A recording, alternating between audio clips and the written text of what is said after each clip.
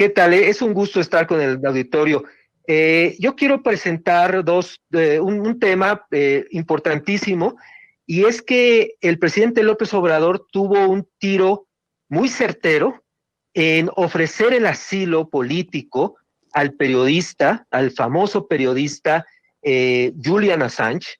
Y este no es un tema de derechos humanos, este es un tema que tiene que ver con algo que no se ha mencionado en los medios, ni tampoco los analistas lo han tocado.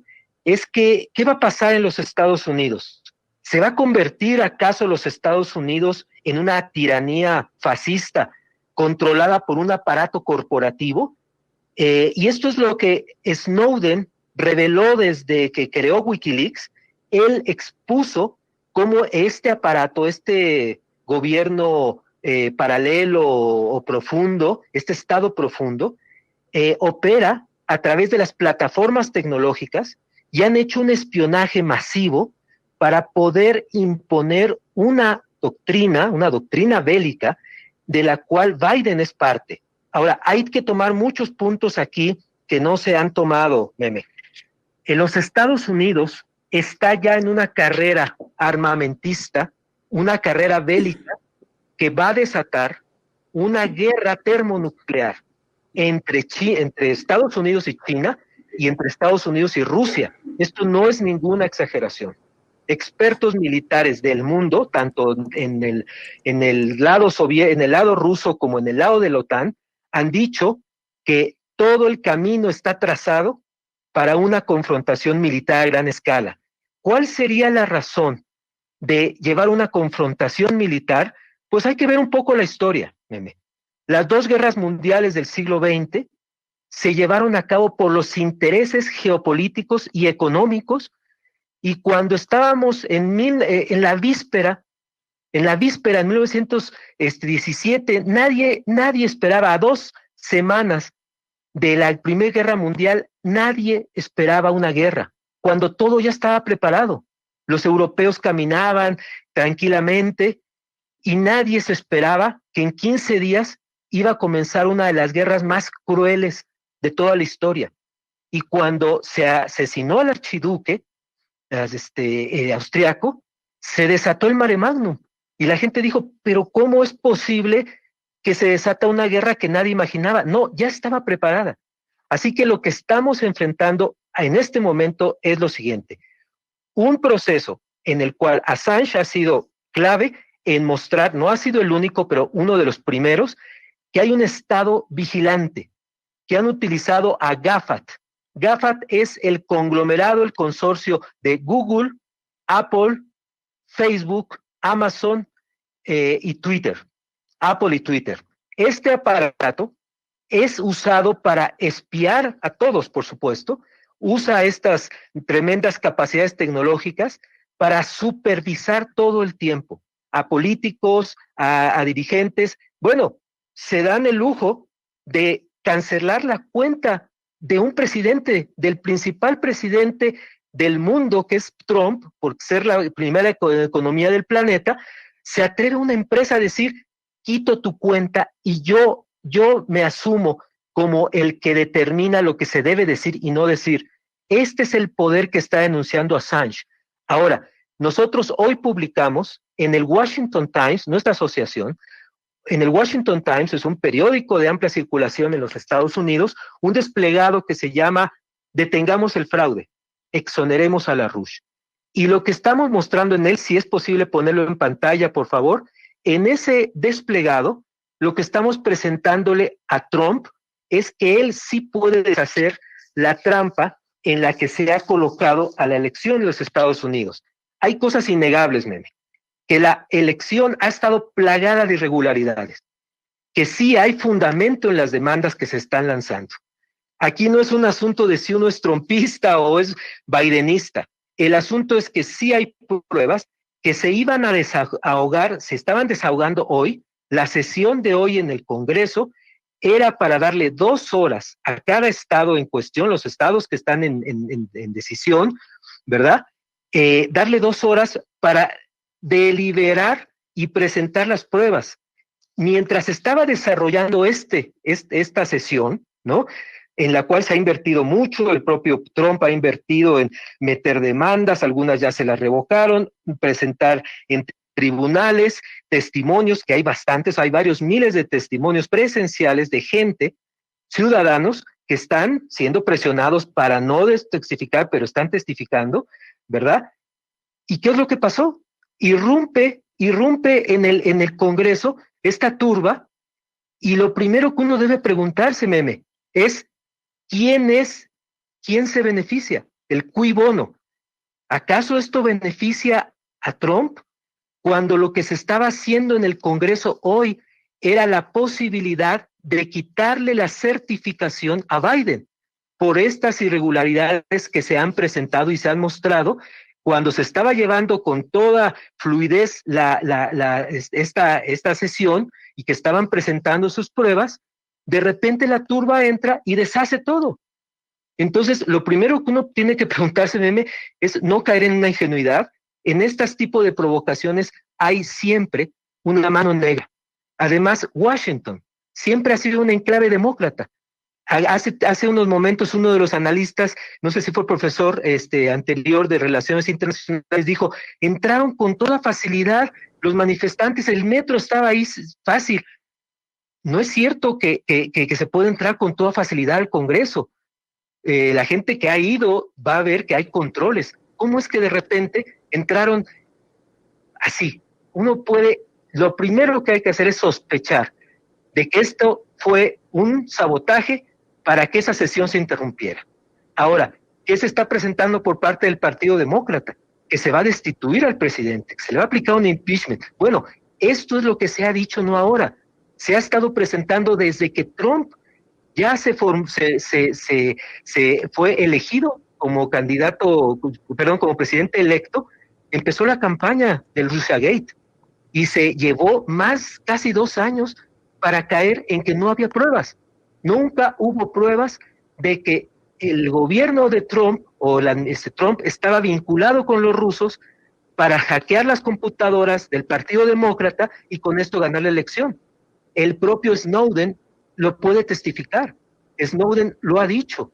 Ese hackeo, supuesto hackeo a las computadoras del Partido Demócrata, no fue un hackeo, fue una extracción de datos desde dentro de las oficinas del partido y se las entregaron a él, y Wikileaks las publicó.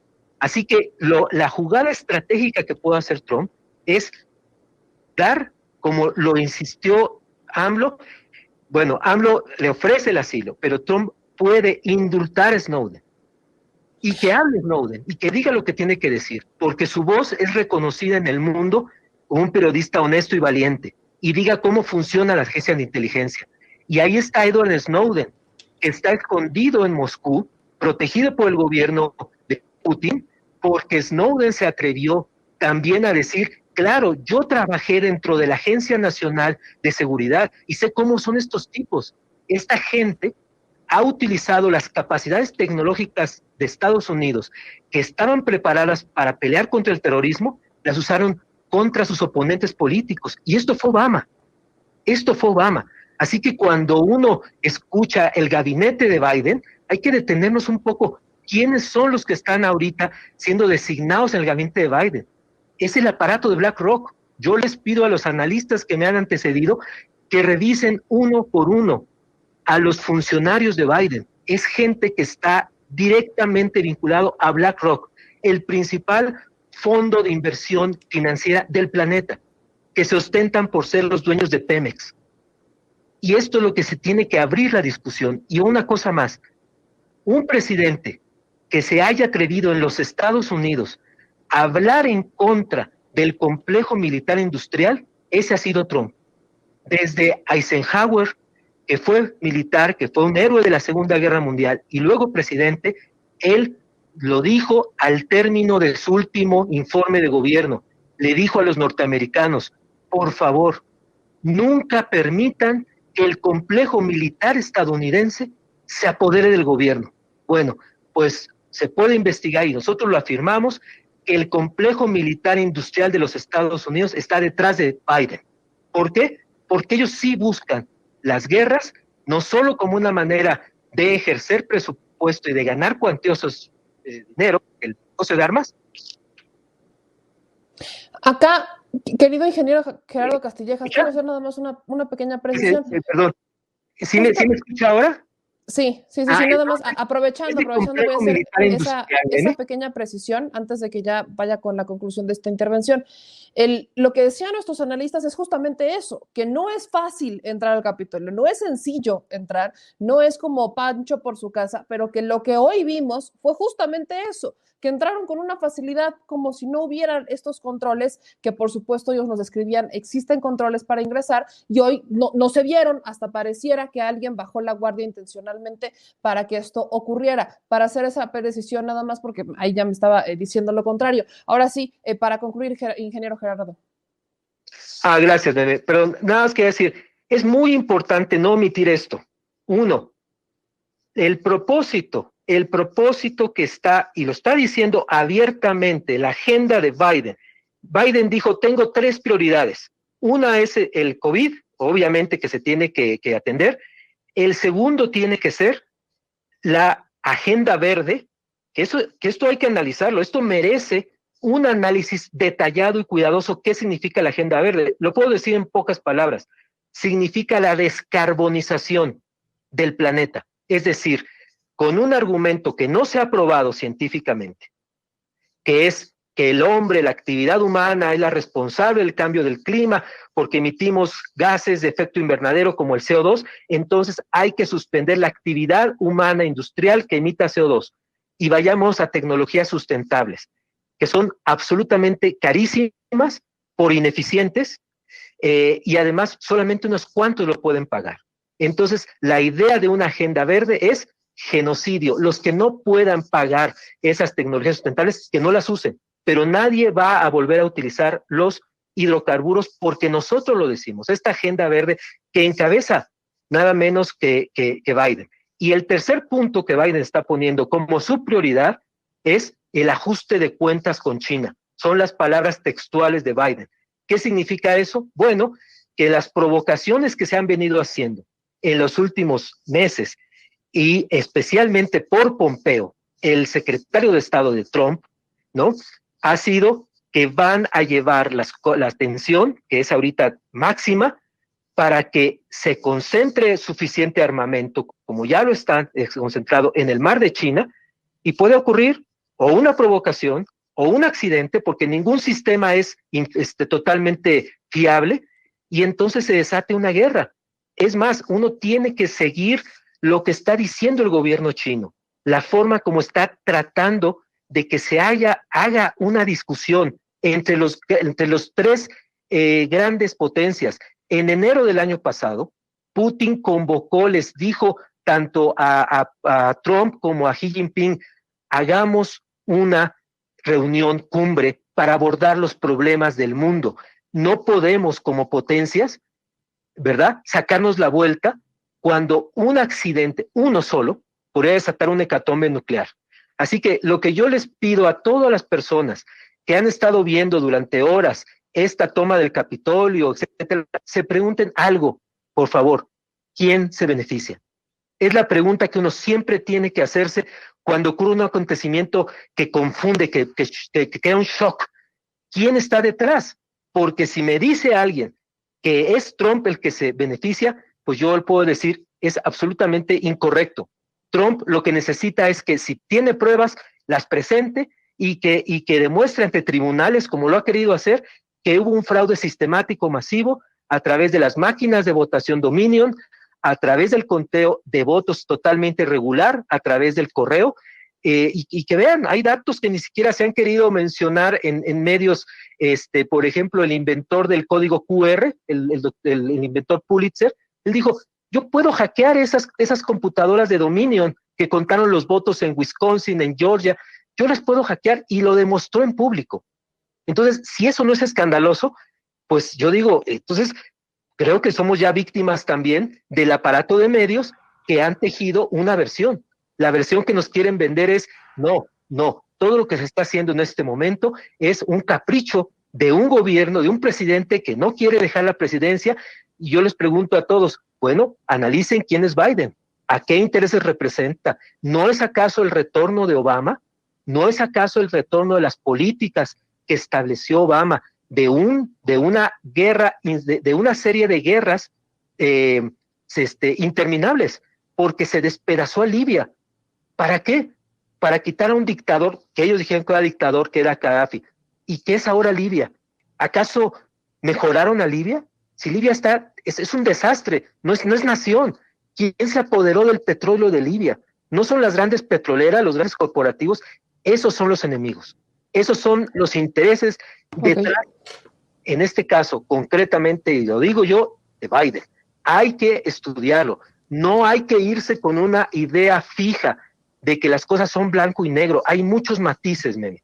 Este desplegado lo vamos a estar difundiendo.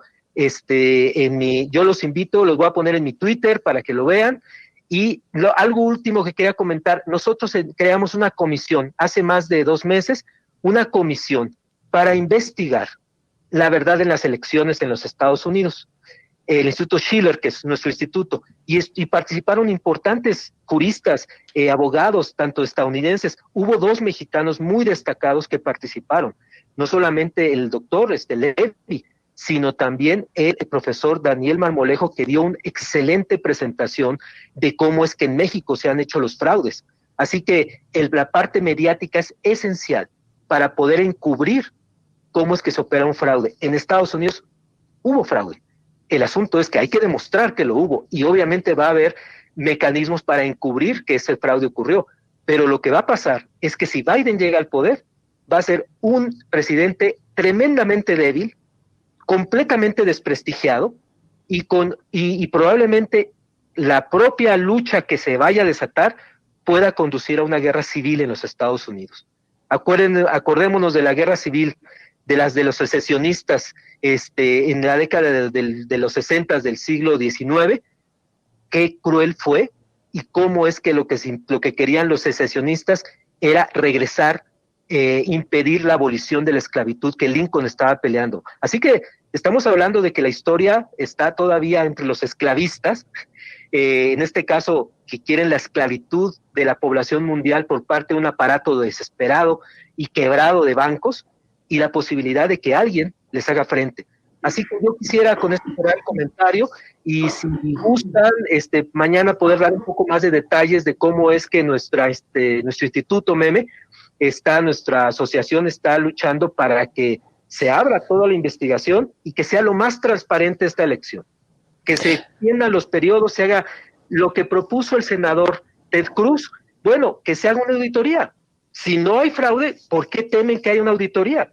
En 10 días se puede llevar a cabo una auditoría forense para hacer y cotejar los votos contados, los que las máquinas contaron, los votos por correo, que por cierto ni siquiera estaban doblados. Un voto por correo que no se dobla, pues no se mandó por correo.